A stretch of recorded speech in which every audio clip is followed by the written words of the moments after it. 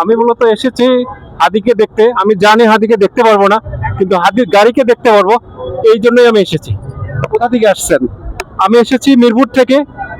হাদিকে শেষবার কাছে থেকে, মানে কতটা কাছ থেকে দেখা যায়, উপলব্ধি করা যায় একজন হাদিকে, সেই চেষ্টাটাই আমি এসে করেছি এবং সেটাতে আমি সফল হয়েছি। আমি খুব কাছ থেকে হাদিকে দেখেছি, একজন বিপ্লবী হাদিকে। মূলত হাদিকে কেন হত্যা করা হয়েছে?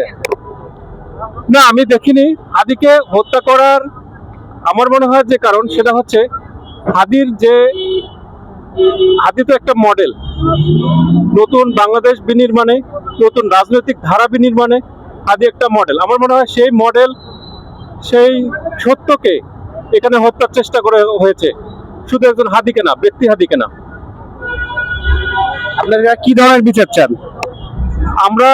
আমি তো এটার মানে যতটা কঠোর বিচার করতে পারে সেটাই চাই, এবং হ্যাঁ, সেটা ন্যায় বিচার এবং এরকম দৃষ্টান্তমূলক বিচার। এরকম ঘটনা যেন বাংলাদেশে আর না ঘটে। বাংলাদেশে এখন এক হাদি মারা গেলে লক্ষ হাদি আছে, তো তাদেরও সেফটির ব্যাপার আছে। আমরা এখন সবাই হাদি, তো আমরা যাতে নিরাপদে চলতে পারি, আমরা যাতে ভবিষ্যতে রাজনীতিতে আসতে পারি, হাদির চেতনা আমরা ধারণ করতে পারি, সেই সুবিধা, সেই নিরাপত্তা আমরা সরকারের কাছে চাই। এখানে কি সরকারের কোনো গাফিলতি আছে? গাফিলতি সরকারের বলবো না, তবে সরকারকে আরো আন্তরিক হওয়া উচিত বলে আমি মনে করি। ধন্যবাদ।